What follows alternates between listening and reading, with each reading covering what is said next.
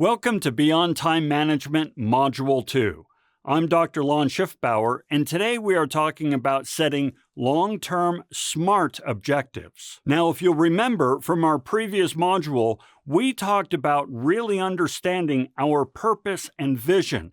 That way, we kind of understand why we're doing what we're doing and for what desired end state. That means it's now time for us to sort of make the implicit explicit, to take this purpose and vision and turn it into something actionable, something we can actually do. To do this, we are going to set SMART objectives. Now, a quick note about long-term objectives.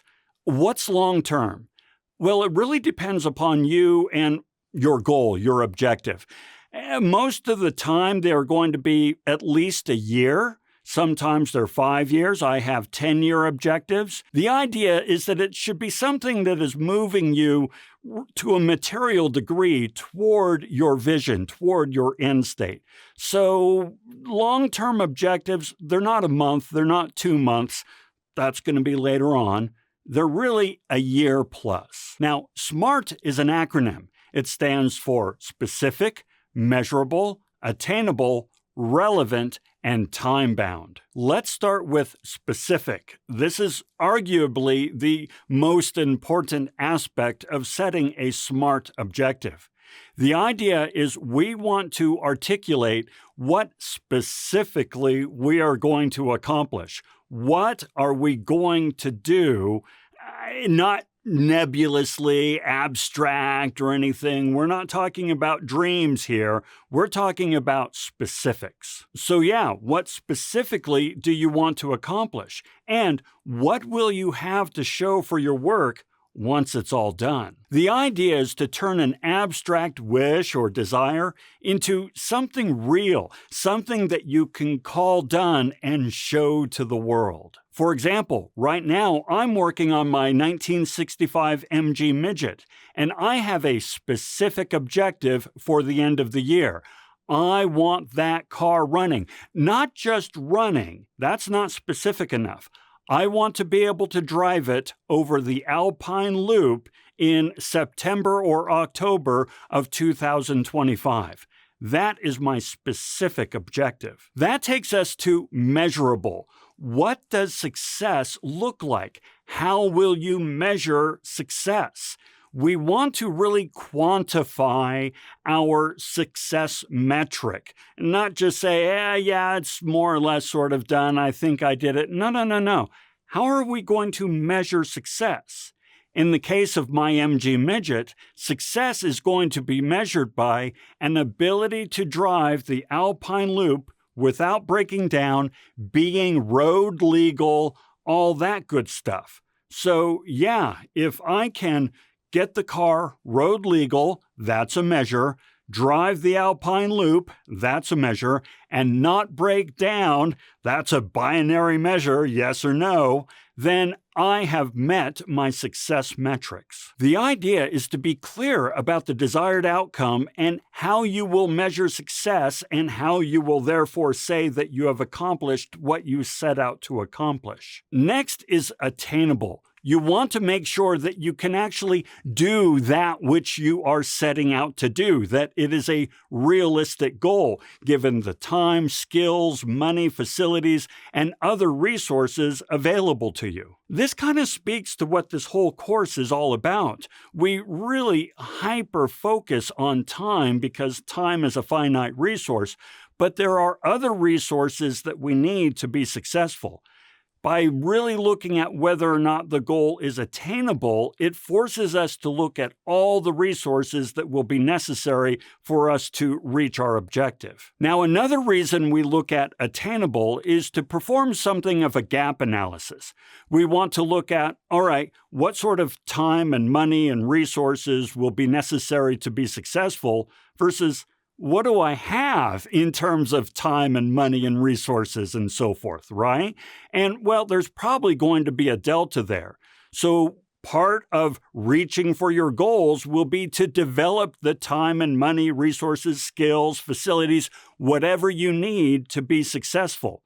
In other words, you are comprehending building a bridge to that delta, bridging that divide in your goal-setting process. All right, that was a lot of whole funky language. What it basically means is you need to figure out how you're going to get what you need to be successful in order to be successful. All right?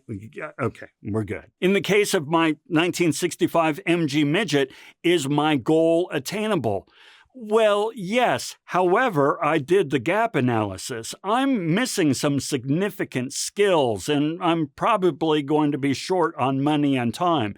So I need to put in place mitigation strategies to make sure that these obstacles don't get in the way of being successful in getting that car running. That's all part of making the long-term objective attainable. Next is relevant. We want to make sure that this goal is moving us toward this long-term vision that we have for our future state.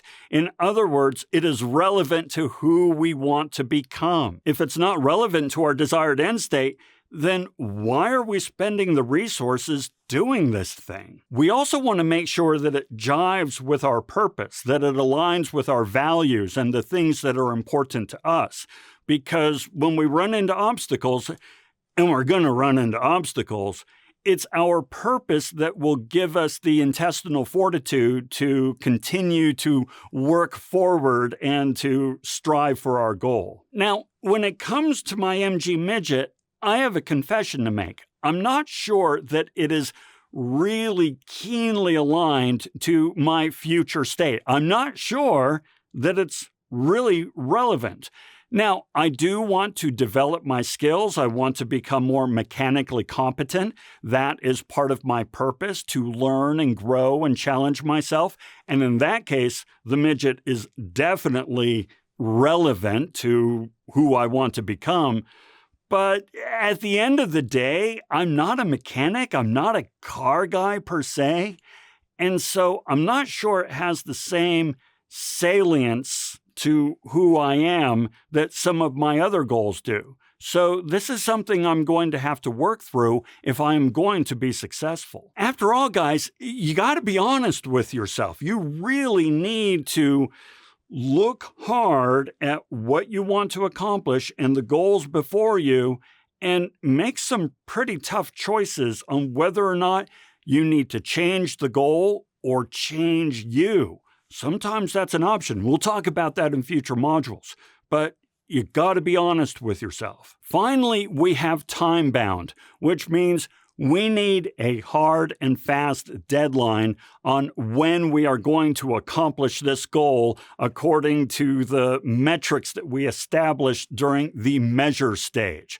And I'm telling you, sometimes your very best friend in this world is a deadline. Oh my gosh, I love deadlines. It's how you get shit done. So for my MG Midget, my deadline, my time-bound element is September or October. I think it's really September, but now you see me being all mealy-mouthed about it.